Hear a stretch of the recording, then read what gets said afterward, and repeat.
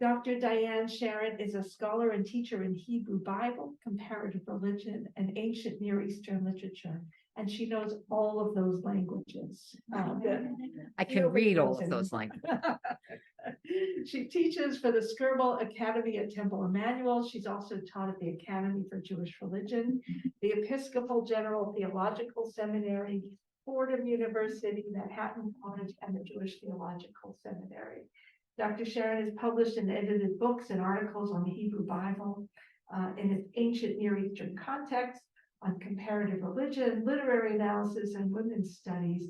And she's currently at work on a commentary on the Book of Judges for the Jewish Publication Society.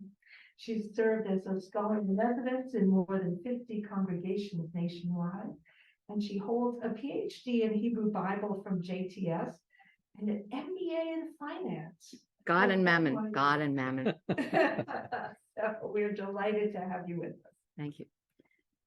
Thank you for that wonderful introduction. And may I say, we have the text of the passages from the Bible that Diane is going to read. So if anybody would like, we can pass out some of these books so you can follow along when we get to them. Okay. Thank you so much. I'm so glad to be here. Thank you, Michael. That was wonderful. I promise I won't step on your toes if you don't step on my toes. I love the idea that this is religion and science walking side by side or meeting each other. I'm not sure how much what I have to say has to do with science and how much of it has to do with religion, but I'm reading the Bible. The Hebrew Bible, the Tanakh, views animals as having feelings. That is, they are sentient. For example, we're told to shoo the mother bird away from the nest before taking her eggs, both to spare the mother's feelings and also to sensitize our own. The Talmud puts a name to this concept of having compassion for living things that emphasizes the idea of animal sentience, that animals can feel. The phrase is in Hebrew, tsa'ar ba'alei chayim, which literally translates into the suffering of living things. This concept is not explicitly named in the Tanakh, it is named by the rabbis, but several biblical commandments demonstrate broad concern to prevent or alleviate any physical or psychological suffering in animals. For example, we may not plow a field using animals of different species. I'm sure you came up against that this weekend. Because this difference in size and strength would be a hardship to both animals. If we see an overloaded animal, we are required on the spot to relieve it of its burden, even if we do not like its owner, or even if we do not know its owner, or even if it is ownerless. We are not permitted to kill an animal on the same day as its young. In fact, the Torah actually prohibits the slaughter of very young animals, although through time and interpretation, the original meaning of this command has been transformed. The biblical wording may be familiar to you, al tevashel gedi b'chalav imo, literally, do not boil a kid in the milk of its mother. The rabbis interpret this command, which occurs twice in the Tanakh, as prohibiting the cooking of meat and milk together. You're all familiar with that. Prohibiting cheeseburgers forever. But among the ancient Egyptian Amarna letters discovered in 1887 and published in translation in the late 20th century is correspondence between the pharaoh Tutankhamun and a Canaanite vassal king. The pharaoh's practice was to take the eldest son of the king of each vassal state and raise him in the Egyptian court. This would ensure his father's loyalty to the pharaoh and at the same time familiarize the boy with the culture of Egypt, inclining him, when he succeeded to his parents' throne, to ally himself with Egypt. In one Amarna letter, we have the vassal king's response to the Egyptian request that he send his son to the pharaoh's court. The father says that his boy is only 10 years old and still in the milk of its mother. That's a quote. I translated quote. Still in the milk of its mother, suggesting that he will be sent to the pharaoh when he is older. From this, we see that the idiom in the milk of its mother does not refer to the milk itself, the cheese in the cheeseburger, but rather to the use of the child. A 10-year-old is not nursing, but it's an idiom so it's not literal. Even though a 10-year-old boy is probably not still nursing his mother's milk, the idiom was probably intended to refer to any young or youthful animal. This suggests to me that the biblical prohibition forbids breast of veal rather than cheeseburgers.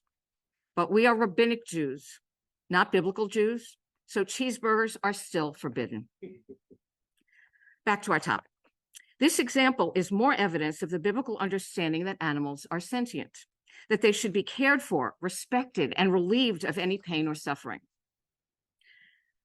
Now comes the topic of narrative theology, because I'm looking at the biblical text, and the text is talking about our relationship as human beings to God. Everything in the text relates to the issue of human beings' relationship to God. I'm so sorry, but that's the focus.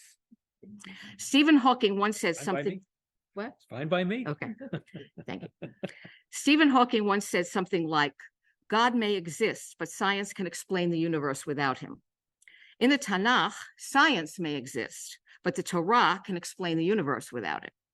The biblical text is a theological document, not a scientific treatise, and not a historical account.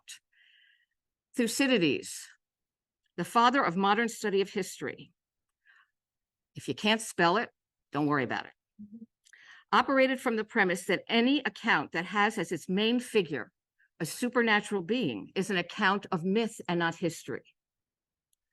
In the Tanakh, of course, the God of Israel is the supreme supernatural being. The Tanakh may draw upon historical events, may rewrite and retell historical events, but it is not itself a work of history, the way it's understood in a contemporary way.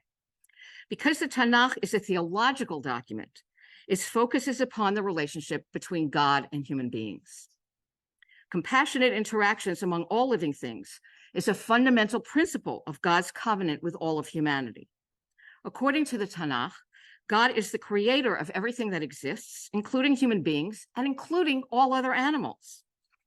God said, I'm reading from Genesis 1, verse 20, let the water, this is a translation of the biblical Hebrew. The original is in biblical Hebrew. So any translation is an act of interpretation. You're all with me on that. I can see you nodding. Excellent. Let the waters bring forth swarms of living creatures. The Hebrew is nefesh chaya, and birds that fly above earth across the expanse of the sky. God created the great sea monsters and all the living creatures. Hebrew, nefesh chaya, living nefesh, living creatures, of every kind that creep, which the waters brought forth in swarms, and all the winged birds of every kind. And God saw that it was good. The word nefesh refers to the sentience of living creatures. Besides human beings, other creatures are described as being nefesh. In the passage we just read in Genesis 1:20, animals, birds, fish, sea creatures, swarming, creeping, crawling things are all described as nefesh, living creatures. I will not read the Hebrew. In Genesis 2:7, God blows the breath of life, nishmat chayim, the breath of life. The word chayim you're all familiar with, l'chaim, right? Means life. God blows the breath of life into Adam and Eve, making them living creatures, nefesh. The Lord God, this is Genesis 2, verse 7, for those of you keeping track. The Lord God formed man from the dust of the earth. God blew into his nostrils the breath of life, nishmat chayim, and man became a living being, nefesh. So God has blown breath of life into creatures and human beings, the same language. Okay. Some of you may have noticed that the Hebrew uses two different words when talking about God creating life.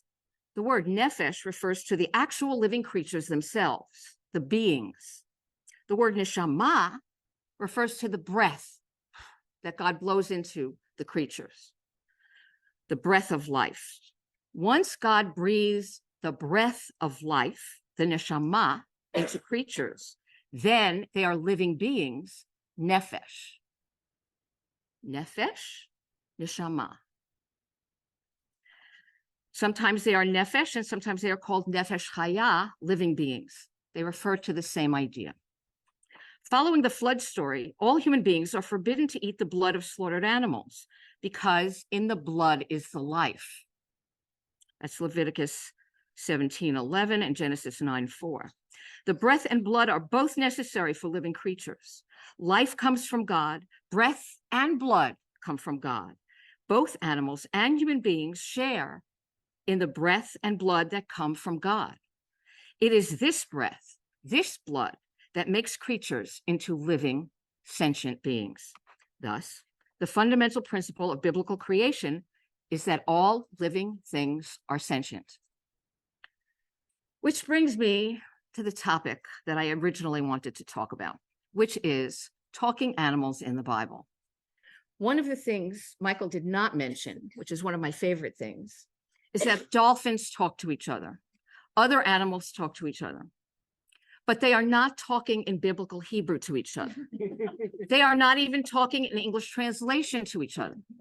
When the Bible talks about creatures speaking in human languages, biblical Hebrew in the Bible, English in the translations, it's because the message is not for other animals, other donkeys, other snakes, other dolphins. The message is for human beings because the central chore of the Bible is to discuss the relationship between God and humanity. That's the bias. It's open. Everyone knows it. No one's trying to hide it. With that in mind, I would like to share with you one of the most interesting analyses of talking animals in the Bible I have read. And I am an academic. I have read a lot of these. This is the most fun. It is not my idea. It is an idea that I have from a fellow scholar and colleague. But before I tell you all about that, I'm going to give you a little introduction. Making a case for biblical sentience in the Bible is not necessary. From the beginning of creation, we have seen it's a given. But whenever animals are present in biblical episodes, as I said, their function is to highlight the relationship between God and people. This is especially the case in two episodes in the Bible that feature fables. I learned that fables is the word that you use whenever the story involves talking animals. I never knew that before. There are two fables in the Bible, stories that involve talking animals. The talking snake in the Garden of Eden in Genesis 3, and Balaam's talking donkey in the wilderness of Moab in Numbers 22. The two animals that speak in the Tanakh offer two very different messages within two very different contexts. And I do repeat, they are speaking biblical Hebrew. Go figure. But the many parallels and similarities between these two episodes invite us to compare the two and examine each in terms of the other. I am going to examine them using the analysis of my colleague. But what we're looking at is not about the animals, but about what the message is of the two animals who speak. Because when you look at them together at the same time, you get a message that you do not get when you look at them individually. That's my job. Okay.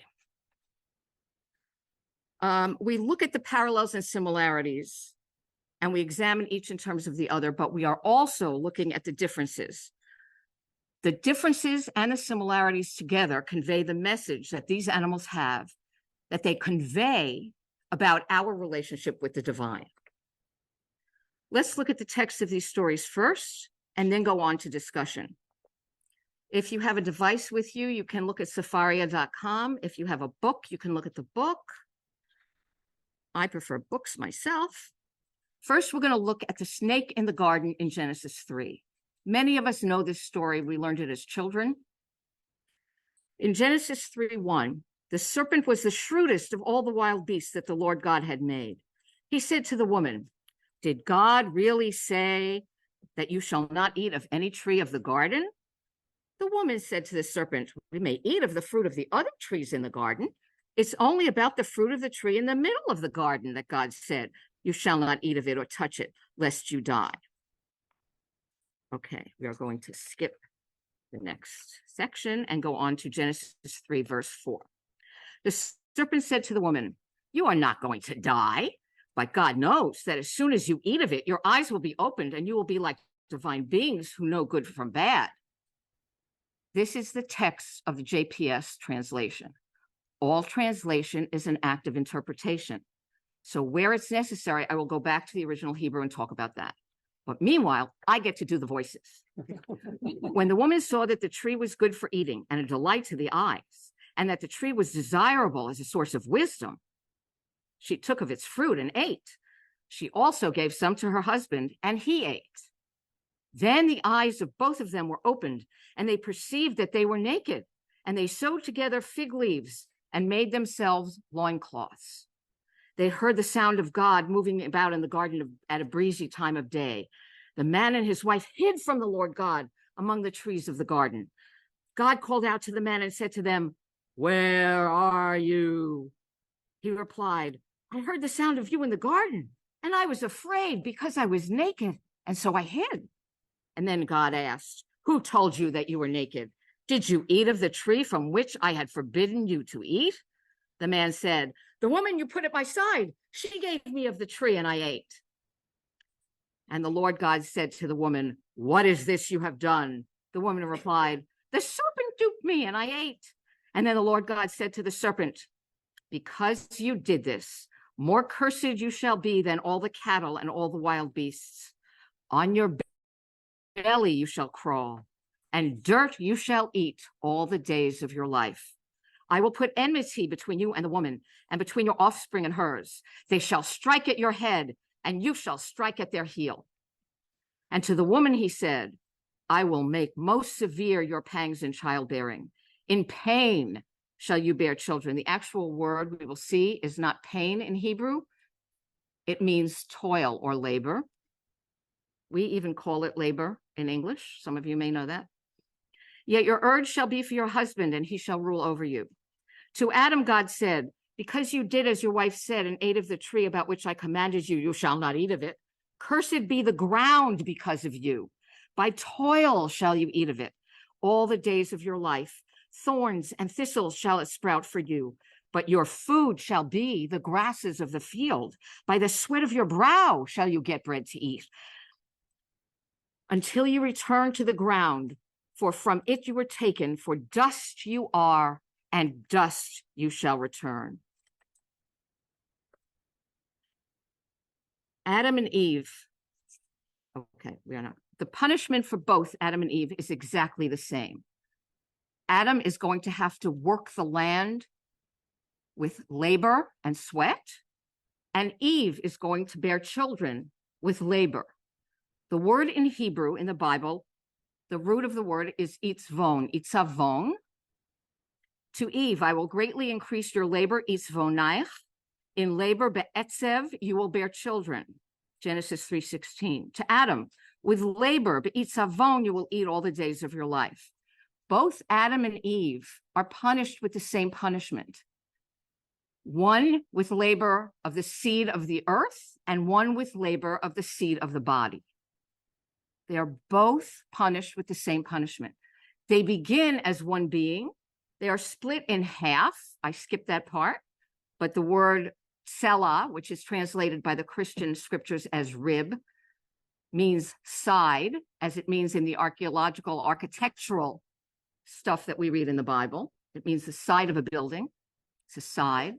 Adam and Eve are hermaphrodite. The rabbis talk about this, and they are split. Ontologically, from the beginning of creation, Adam and Eve were both present when God gave that command, which is why Eve can say to the serpent, "God told us." Otherwise, she could say, "No said anything to me," right? Ontologically, male and female are created equal, and I teach this in the name of my teacher, Tikva Furmer-Kensky. But once they are in a social organization, once they are in a community, once they are in a society, the inequality is not inherent in them. It is sociological, societal, and can be changed. Ontologically, Adam and Eve are created equal. Ontologically, Adam and Eve are punished with the same punishment, laboring to bring forth the seed of the earth, laboring to bring forth the seed of the loins. We know that etzev means labor from the only other time it occurs in the Tanakh, which is when Noah's father names him in Genesis 5. When Lamech had lived 182 years, he begot a son, and he named him Noah, saying, "This one will provide us relief from our work and from the toils of our hands. Mima asenu, from our work, umi itzvon yadenu." You hear the tzavon? You hear that? That's the root that means the labor of our hands. They're in parallel in this verse. So ma'asenu, our work, means the same as the itzavon of our hands. They both mean labor. Occurs 3 times, all 3 times it means labor. That's Tikva from Merkensky. Continuing with Genesis 3. The man named his wife Eve because she was the mother of all living things. Hava, from the word chaya, meaning living. And the Lord God made garments of skins for Adam and his wife and clothed them. Look at that, exiling them from the garden and then protecting them. Punishment followed by protection is a pattern throughout the Tanakh, part of our relationship with God. God said, now that man has become like one of us, knowing good and bad, what if he should stretch out his hand and take also from the tree of life and eat and live forever? So God banished him from the Garden of Eden to till the soil from which he was taken. He drove the man out and stationed east of the Garden of Eden the Kruvim and the fiery ever-turning sword to guard the way to the tree of life. That's the Genesis portion of the program. That's the talking serpent. A curse comes as a result, not on Adam and Eve, but on the serpent and on the earth. And that will be important later. Let's read about Balaam's talking donkey in Numbers 22. The Israelites then marched on. The Israelites are in the wilderness, having fled from, having been exited, having experienced the exodus from Egypt, and they're in the wilderness. And they're coming to the end of the 40 years. The Israelites marched on and camped in the steppes of Moab, across the Jordan from Jericho. Balak, son of Zippor, saw all that Israel had done to the Amorites. Balak is the king of the Edomites. Moab was alarmed because the people were so numerous. The seed of the loin is so numerous. Moab dreaded the Israelites, and Moab said to the elders of Midian, now this horde will lick clean all that is about us, as an ox licks up the grass of the field. Balak, son of Zippor, who was king of Moab at the time, sent messengers to Balaam, son of Beor in Pethor. This is going to be very confusing. The Ka is king, and the is basically he's a prophet. Okay. Which is by the Euphrates in the land of his kinfolk, to invite him, saying, there is a people that came out of Egypt. It hides the earth from view, and it is settled next to me. You may recall that when they were in Egypt, their numerousness, was one of the reasons that they became oppressed and enslaved. Come then, put a curse upon this people for me, because he's a prophet with a connection to the divine, even though he's not an Israelite prophet. He's revered in his universe, in his society, and the king is going to pay him to put a curse on Israel. Come then, put a curse upon these people for me, since they are too numerous for me. Perhaps I can thus defeat them and drive them out of the land. For I know that he whom you bless is blessed indeed, and he whom you curse is cursed. The elders of Moab and the elders of Midian, versed in divination, set out. 2 nations go out to see if they can seduce this prophet into bringing a curse on Israel. They came to Balaam and gave him Balak's message. He said to them, spend the night here, and I will reply to you as God instructs me. So the Moabite dignitaries stayed with Balaam. Anyone else think it's weird that the prophet who's not Israelite is waiting to hear what God says? God came to Balaam and said, what do these people want of you? Balaam said to God, Balak, son of Zippor, king of Moab, sent me this message. Here is a people that came out from Egypt and hides the earth from view. Come now and curse them for me. Perhaps I can engage them in battle and drive them off. He's basically reporting what we just heard. But God said to Balaam, do not go with them. You must not curse that people, for they are blessed. By whom? By God. Balaam arose in the morning and said to Balak's dignitaries, go back to your own country, for God will not let me go with you. The Moabite dignitaries left, and they came to Balak and said, Balaam refused to come with us. Then Balak sent other dignitaries, more numerous and distinguished than the first. They came to Balaam and said to him, Thus says Balak, son of Zippor, please do not refuse to come to me. I will reward you richly, and I will do anything you ask of me. Only come and damn this people for me. Balaam replied to Balak's officials, though Balak were to give me his house full of silver and gold, I could not do anything big or little contrary to the demand of God. So you too stay here overnight and let me find out what else God may say to me. He's hoping for a reprieve here. I mean, it's a lot of money. That night, God came to Balaam and said to him, if these men have come to invite you, you may go with them. But whatever I command you, that you shall do. This is not going to end well for Moab. When he arose in the morning, Balaam saddled his ass and departed with the Moabite dignitaries. But God was incensed at his going. God gave him permission, but God expected him to say, okay, no. But God was incensed at his going. So an angel of God placed himself in the way as an adversary. Right? He's going to have a flaming sword in his hand, the same kind of flaming sword that was outside Eden to keep you from going back. It's another connection between the stories besides an animal that talks in biblical Hebrew. He was riding on his she-ass. They always call it a she-ass. It actually is an aton, which is she-ass in Hebrew. Okay. He was riding on his she-ass with his two servants alongside when the ass caught sight of the angel of God standing in the way with his drawn sword in his hand. The ass swerved from the road and went into the fields, and Balaam beat the ass to turn her back onto the road. The angel of God then stationed himself in a lane between the vineyards with a fence on either side.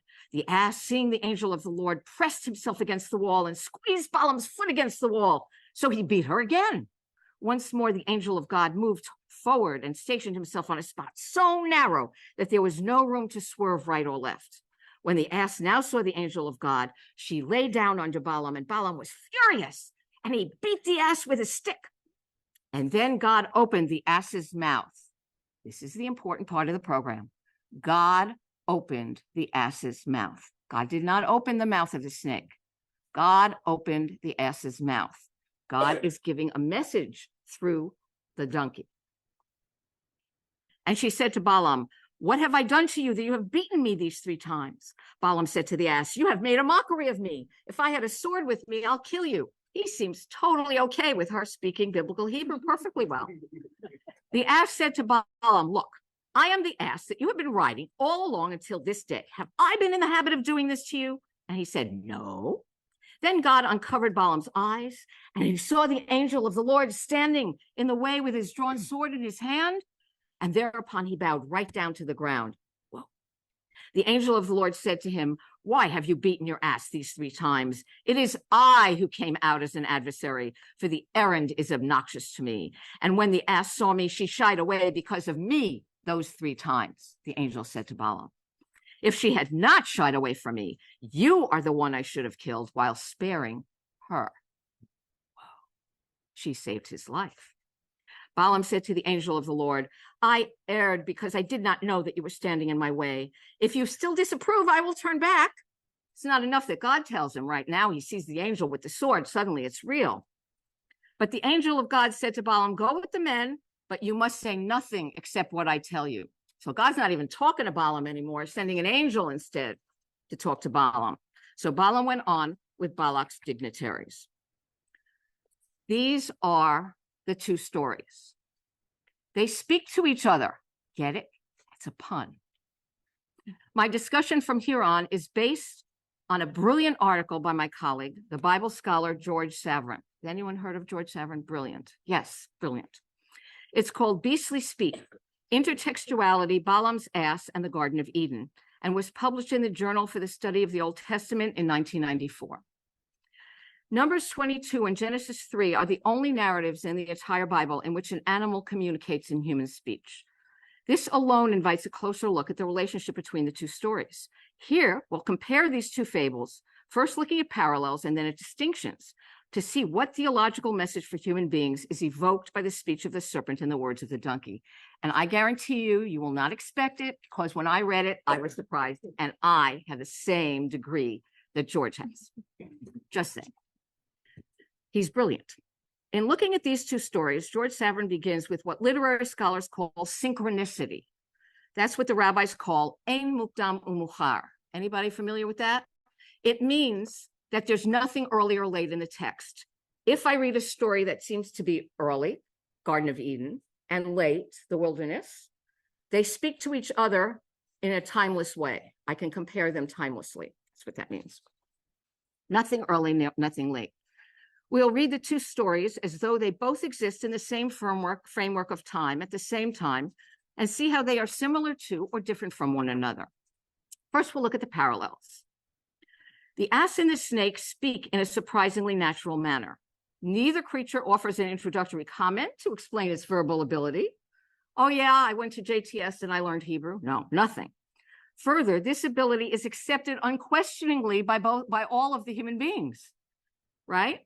In each fable, the ease with which human and animal enter into a dialogue contrasts sharply with the extraordinary nature of the biblical exchange. They're talking philosophy, they're talking, I don't know what, and they're speaking in biblical Hebrew. I can't speak perfect biblical Hebrew.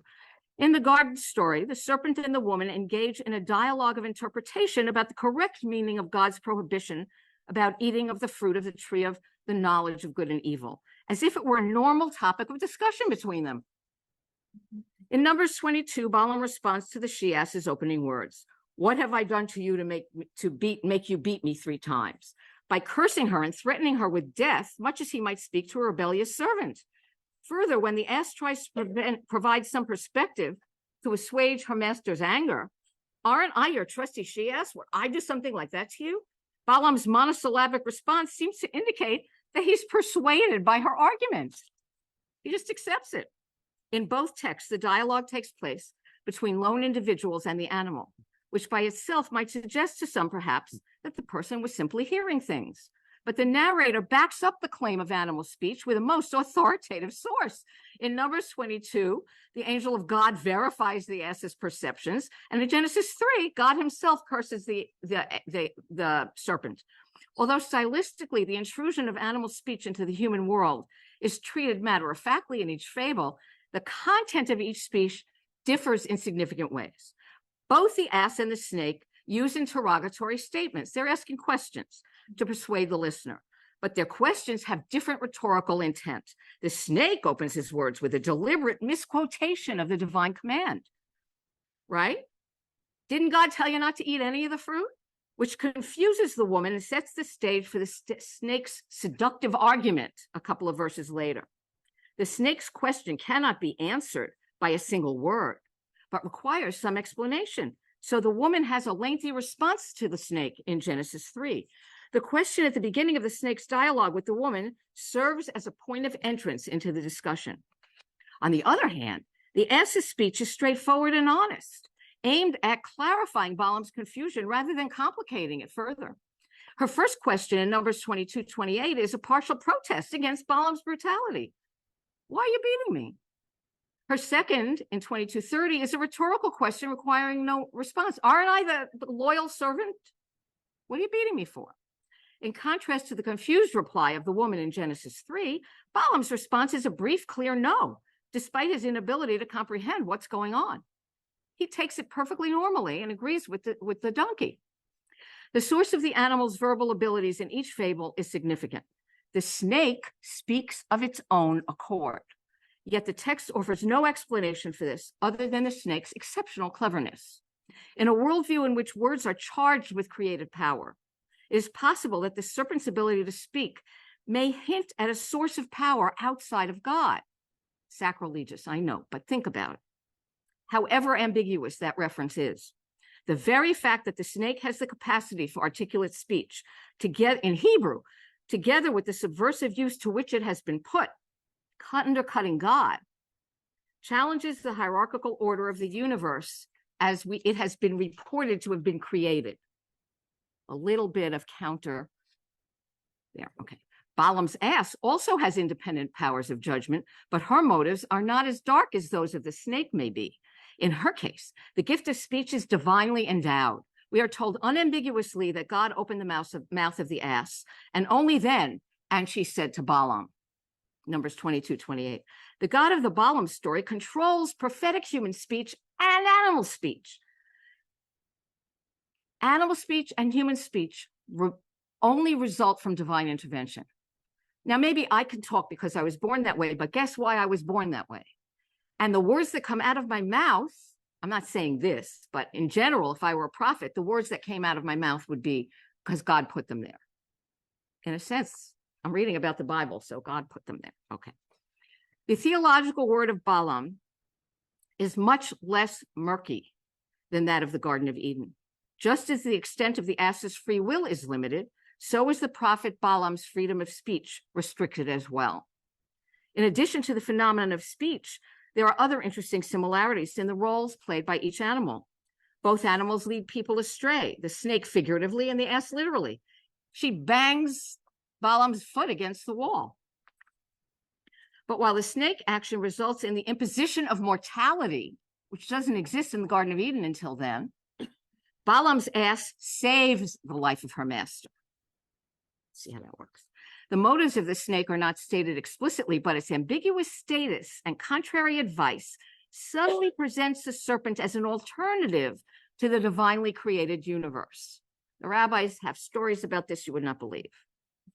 The she-ass, on the other hand, acts out of her concern for Balaam, even though her actions cause her to receive a beating after beating after beating from her master.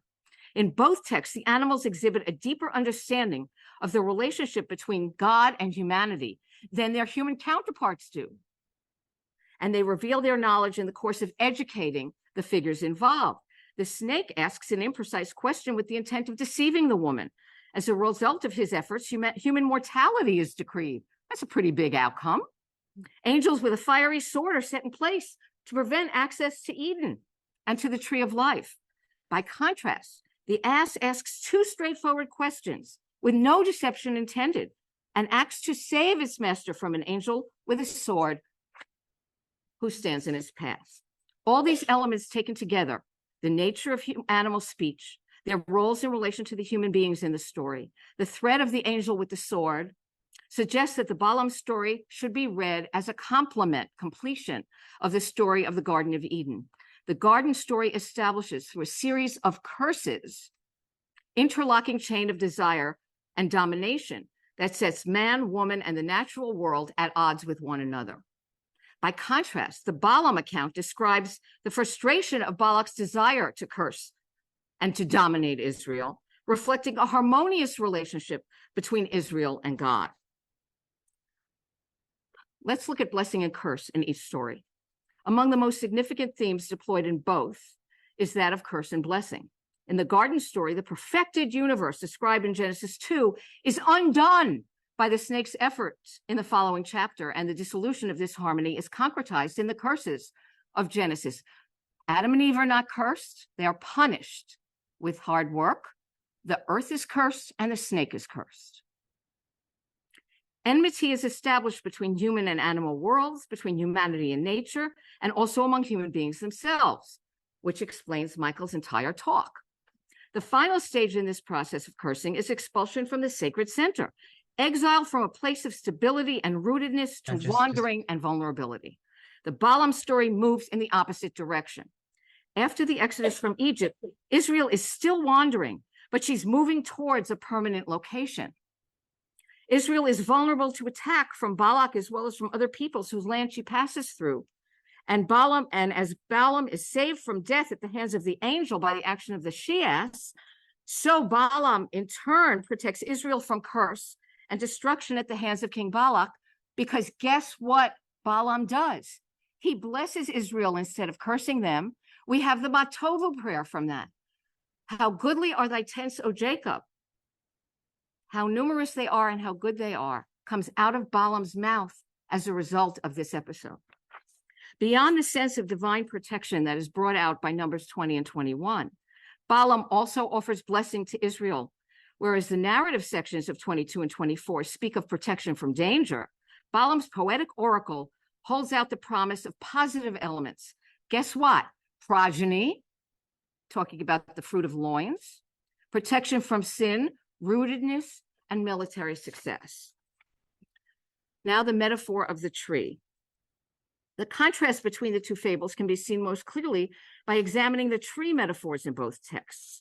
The trees in Genesis are a source of life and knowledge, but they're forbidden to humankind.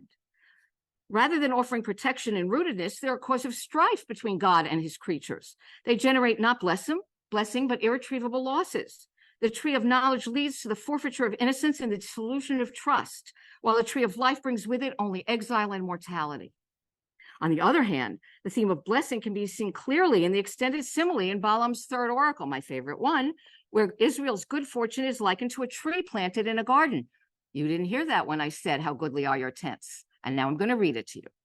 How fair are your tents, O Jacob, your dwellings, O Israel, like palm groves that stretch out, like gardens beside a river, like the Garden of Eden, remember that? Like aloes planted by God, like cedars beside the water. Their boughs drip with moisture, their roots have abundant water. The lushness of the trees in Balaam's blessing is a reversal of the cursed earth's infertility, literally reversed by an overabundance. After God punishes Adam in Genesis 3 and harks back instead to the well-watered garden at the beginning of creation in Genesis 2, 8-10, planted by God and set before a flowing river, beside a flowing river. But whereas the trees in the garden are unapproachable, forbidden, now Israel itself is a tree, likened to a tree towering over the waters, firmly rooted in the primal deep. In Balaam's blessing, Israel is restored to a state of harmony with nature, a harmony initially undone by the curses of Genesis 3. I do not have to read the dust metaphors, right? I'm going on forever, right? And I do not have to talk about the angel with the sword, you get it. But I'm going to talk about the ultimate meaning of the reversal of the curse. This reversal, the transforming of curse into blessing, is inherent in the language for blessing and curse in both episodes, in Genesis 3 and Numbers 22. The significance of cursing in both texts is highlighted by the word aror. It's a root that means to curse, aror. In Genesis 3, the complete breakdown of the blessed state of the garden is manifested in the curses that are pronounced in Genesis 3, 14-19, two of which are introduced by the word aror, cursed. That's the curse for the land and the curse of the snake. The status and stature of the snake are reduced. Eternal enmity is placed between the snake and humankind. The ground is cursed by diminished fertility. And an extension of this curse seems to be to mortality in Genesis 3:19, because the once fertile soil will now has been exchanged for the dust of the grave. From dust thou art, to dust return. In Numbers 22-24, King Balak wishes to have Israel cursed. Guess what the root is? Aror. By means of human intervention on the part of Balaam. The blessings described fall into familiar categories: numerical superiority, fruit of the loins, fertility and longevity, well-planted tree, an allusion to fruitfulness, and divine protection reflected in kingship, military success, victory over enemies. To the Moabite king Balak's dismay, the prophet Balaam not only rejects the idea of cursing Israel, but substitutes a blessing in its place, as opposed to the depiction in Genesis of a God who curses what God has first blessed. Balaam's God will not change the divine mind. God is not a man to be capricious or mortal to change his mind in Numbers 23. And the blessing initially bestowed upon Israel will not be changed. There you go. This profound reversal of blessing and curse can be seen in the paired uses of curse and blessing in the two complementary verses. For I know that whomever you bless remains blessed, and whoever you curse is cursed. That's what King Balak says to Balaam. He knew that if Balaam wasn't going to come, it wasn't going to work. And Balak says to him, it's not me that does the cursing. It depends on what God puts in my mouth. It's clear. Repeated twice. The emphasis has been changed from subject to object, right? Balaam in the oracle favoring Israel in 24:9 says, blessed be those who bless you and cursed be those who curse you. So not only those who bless, only if God blesses you will you be blessed, but people who bless you will be blessed themselves. The emphasis has been changed from subject to object. King Balak makes Balaam the agent of unconditional blessing, but in Numbers 24, the fate of the blesser depends entirely upon the way he treats Israel. Big change. Not only is Balaam's autonomy limited, but now Israel determines the fate of anyone who would presume to control it. It's a lot of power Israel has. The reversal of the curse in the garden is complete in Balaam's blessing. King Balak's own words in Numbers 22 set in motion a process that results in the blessing of the very people whom he seeks to curse. So this is my conclusion.